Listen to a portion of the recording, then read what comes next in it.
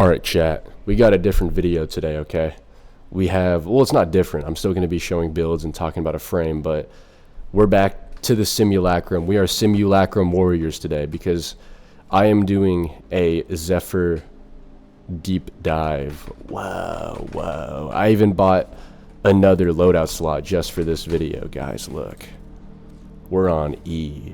But anyways, we're doing a deep dive on Zephyr. It is going to be a decently, not lengthy, but it's going to be an okay length because Zephyr doesn't have too much to go over. No, she's not hidden tech. Zephyr elitist to retard. I used to be one. She was one of my first primes ever, to be honest, and I did have that Zephyr elitism. But if you don't want to cope, you need to see it how she is. She's literally just a revenant that flies. If you die on her, it's cope. Like, you're actually bad at the game. Anyways, let's get into it. So, we got a cool little graphic in the... I just got distracted. Anyways, first ability, Tailwind. Nothing crazy on its own, but I do think it is actually decent mobility. So basically, you tap it to go somewhere. Affected by cast speed, yada yada yada. I don't need to go over these values, I don't believe. But a unique trait is you can actually hit the ground with it. You can do a little ground pound. Knocks people down, right? But what they don't be telling you, or what people don't use, is the augment target fixation. And target fixation infinitely stacks, alright? So, if I were to spawn in 20 corrupted heavy gunners, let's just group them up, and then we just fixate the target. We have infinite stacking damage that can take you to level cap, alright? Like, this enough already can level cap, okay? And obviously, there's tech to make your target fixation permanently active, but I don't think I can demonstrate it because I don't want to, and also because I don't have a high enough level arcane steadfast. Actually, let's see if I can. Just give me a sec. I need a proc steadfast. There we go. All right, so this is how you have target fixation all the way up, because like, you know, it will run out if you're on the ground, but if you go like this, have it active, and then go like that, steadfast will make your target fixation permanent for no apparent reason, right? You see I still have it up there, 3800%, but I am on the ground running around for well over 2 seconds, and the timer is 2 or 3 seconds. So you can comfortably just jump around, build stacks, and it is very, very awesome sauceum. That can level cap on its own already. Like, this doesn't require any deeper build. I guess you could prime or something, like this guy's primed. Obviously target fixation benefits off of armor strip and viral, etc. But that with epitaph you can already like level cap. It doesn't even need the bug either. But yeah, shout out Tailwind. I do like the movement, I do enjoy it, but that's my 2 cents on Tailwind. Her number 2, her numero dos, Airburst, really just a grouping tool on the surface, so it is a good grouping tool. Throw it out. Oh, whoa, okay, let's just hit the console. Throw it out, pulls everything in, groups everyone together. You can do cool stuff, right? It's a solid ability on its own, no augment or anything, and it has damage growth per enemies pulled in. Not to my knowledge do I know if you can kill level cap with it with any tech or anything. To my knowledge, I don't know if you can, okay? But guess what? It has an augment. I don't know. Yeah, I don't have it. I gave it to a friend. But Airburst rounds. Let's link it real quick. Airburst rounds. Each enemy hit increases secondary damage by 40%. It caps at 500%. So this is already good, making her to be a secondary platform. She gets crit in the air from her passive, and you can airburst to get just an infinite 500% additive base damage. But what really shines is when you use something with multiCO, like Prisma Angstrom. Okay, a good weapon with multiCO, okay? Let's not cope now. The only reason Prisma Angstrom is good multiCO is because you don't need stacks. It's built into the evolution. But anyways, I digress. Run something like Prisma Angstrom and run Zadas with Airburst rounds. This is why I have hello? This is why I have this config. This was for, yeah, PV, but this was for Zadas and Angstrom. But use anything with multiCO, and it'll rip with Airburst rounds, because that's just more damage to be multiplied out by condition overload. That's basically it for her 2. Her 3, Turbulence. Nothing too crazy with Turbulence on the surface. So let's just unpause the AI real quick. Cast it. So now we are completely immune to any and all gunfire, any projectile damage. We are completely immune to it. But as you can see, we have like an aura, right? So if I go into my operator, I can actually shoot out of it, and my operator will not be hit because of the aura. So this is good for like, hate to say it, but this can be good for like defense targets. If you need to do an ETA or something, if you're burging out, just pop her 3 stand on something and it won't die, okay? This is really good for Cascade, my main forte, because, well, you can stand and shoot a Thrax however much you like, and your operator will not die, alright? Makes your operator so much more survivable. You can just kind of stand in the aura of your Zephyr. You don't even need to be directly next to it. You can be behind, you can be a little in front.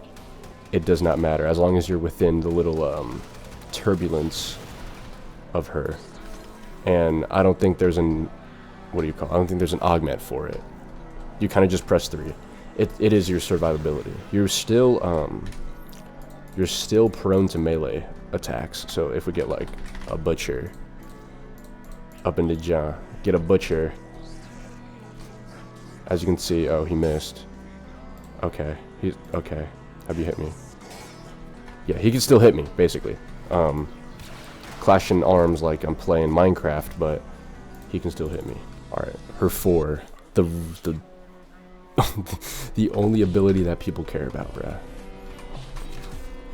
Her 4. So basically, you put down 3 tornadoes, and the tornadoes share any damage ticks, and the majority status that you apply to them will be taxied on the damage ticks as well. That's one thing it doesn't really mention, but the reason people really use them is for funnel clouds, right? Funnel clouds is why Zephyr is Zephyr. So we cast, we get a bunch of stationary clouds, right? Nothing too crazy, but as you can see, it's just any enemy inside the funnel cloud just gets absolutely just juiced. They get absolutely geeked, right? It's because of the way funnel clouds works and how it propagates damage. And the damage is good on acolytes and like damage attenuated targets. Funnel clouds has a lot of interactions. Do I know all of them? No, I'm not going to go wiki them right now. I don't care enough because I actually don't use funnel clouds a lot. But her clouds are tough. It does spread acid shells, alright? Her funnel clouds will taxi acid shells. Let's see if we can just get like a single kill. As you can see, kaboom. Let's see, something else funny. Archititron. Haven't used this weapon in a minute, but let's just get everyone together. Let's get the 4 on. Complete nut butt, right? It's funnel clouds is funnel clouds, right? Like, they're OD, but, you know, they're fun to have. Right, 24 million on that acid shell proc. It's a very, very broken ability in the sense that it is actually broken. Like, it doesn't work properly. But you can shoot the cloud. Like, you don't need to shoot the enemy. You can shoot the cloud. It'll do damage to them. I'm really dragging out this explanation. All you need to know is hold 4, maybe group them up, shoot the cloud, so everything takes damage in the cloud and they all die. That's the only thing you need to know. Augment does make it better because it's 7 clouds instead of 3 or 8. Now we're going to go over builds. So I already showed you the Tailwind build with the augment of target fixation. This is all you really need to run, honestly. That will increase your DPS as well. Cast speed is a must on this, but like I said, all you do is you proc steadfast. You proc steadfast, you hover, and then you slam. And now this should be permanently active. There, yeah, it's permanently active. It's just so weird how it works. But then everything dies. Obviously, you don't want to do that all the time, so let's go into the main thing of Zephyr, which is weapons platforming. Oh, who would have thought? Weapons platform Zephyr. This was with a Za, so as you guys know, Za's glaives multiplicative with Zephyr's, not multiplicative with Zephyr, whoa, multiplicative with Eclipse and the like. So my little idea was you get airborne crit chance and then you throw a Za and it does a lot of damage, alright? So you can do stuff. This is OD, you don't need to run clouds with this. You can just throw the Za out. You just throw the Za out. It's not really that big of a deal. Candace level cap with the right support and probably priming and purple shards. I took most of the shards off my Zephyr. Silence, this is the ultimate comfort build, right? This is, whoa, energize. That's wacky, but also like, I guess for startup, but I guess you can run multi-efficiency because you're always gonna have shield. But anyways, this is your ultimate comfort build. This is when you have, put Airburst right here. This is when you have like a really good weapon, like dual Toxicist and Falcor or something like that, or just Fierce Falcor. This is what you run if you just want to chill and you don't want to blow your brains out over some stupid Acolyte or something else dumb, right? So you just pop Silence and you pop your 3 and you kill stuff. Obviously they're paused. I don't know why I still have them paused, but this is what I ran for a good amount of my time on Zephyr, just to have the least painful solo experience, because when I used her I was still learning Cascade, right? But Silence just makes everyone kneel down, and then by the time that they're done kneeling down, you probably able to Falcored them, and so you'll never even get shot at in the first place. You'll disable all Eximus abilities, so you won't even have, like, you won't even fathom dying to any Eximus abilities. Melee units will probably get stunned before they get to you. It's just a good time all around, right?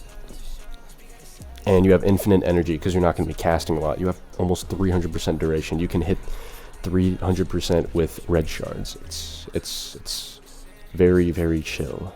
I do like her augment because I don't like her passive float, especially on solos when you need to rotate. The passive float just ends up messing you up. But yeah, it's an option. You don't need it. Now my config C and D are just weapons platforms. Zod is, like I mentioned earlier, with Prisma Angstrom, and Ophinum Eyes is kind of playing into the whole easy to use frame. If you're a complete beginner, like you're new to the game and you pick up base Zephyr, this is what I would use, right? So you don't have any duration mods, you don't have like anything, okay? All you need to do is get continuity. I don't have, oh, I do have base continuity. You grab base continuity. You could get Augur Message too. You're at that point in the game, right? You might want to grab any aura mod you can possibly grab. Corrosive Projection is sometimes in the thing. Yeah, this is all you need for Zephyr, right? You don't need any arcanes, you just need duration. This is like literally a beginner-friendly build. The one caveat is that you do need a weapon that can deal damage. Now, if you do have a bit more investment in the game, you can run something like Narrow-Minded. You can max out your duration, you can keep efficiency, and then you can run Primed Cont over regular continuity. You can run probably whatever you want. Archon Stretch if you're running Doriga. You don't really even need flow, but you could run primed flow, regular flow. It doesn't matter, okay? You just want to upkeep your 3, and if you also want to use your 3 for defensive purposes, maybe you want to run Turbulence with a bit of range. 10 meters around you, no bullets will ever hit you. So standing next to your allies, standing next to a defense target, being in your operator, nothing will get hit. 10 meters is pretty big. No diddy. Right? Add on some augments. Maybe if you're a gooner, we're going to be using funnel clouds. Right? and then you have 2 open slots. Just put on flow and then like whatever else you want. Maybe you're running a subsume, you don't really want have negative strength. Alright, throw on blind rage. This build will service you all through steel path up until level cap. This build is probably, minus the funnel clouds, because I don't like using them personally, but minus the funnel clouds, you can have them if you want. You can run subsume with Zephyr because her tornadoes can still assist in your damage, right? For arcanes, obviously multi-efficiency is one of the best in slots, just for even more duration if you're a goon. But if you run multi-F, you can drop augur message and you can throw on something else. For the other one, you can go arcane nullifier if you don't want to get magnified, because even in her 3 you can still get hit by Eximus abilities and melee hits. So arcane nullifier is a great addition if you're in cascade specifically. Anything that boosts damage, pistolier for ammo, precision.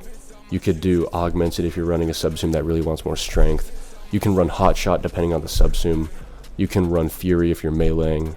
I don't know why you'd be meleeing unless you're doing Za. You can run anything you want, right? Consequence for even more PV. Yeah, it's really open to modding. There is no there is no best mod setup in my opinion, just because of the way her kit plays out, right?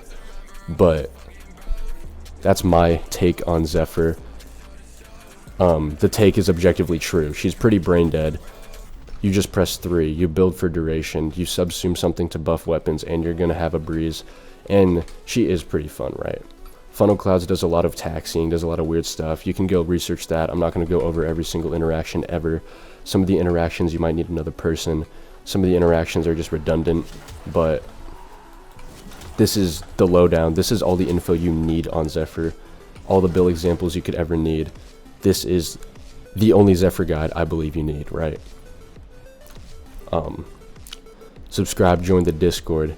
Linked in the comments. Cascade Club Discord linked in the comments. This did not take a while to push out. I just haven't been playing. Been life maxing, you might add. I will not be one of these no life Warframe YouTubers. So, yeah. On phonem.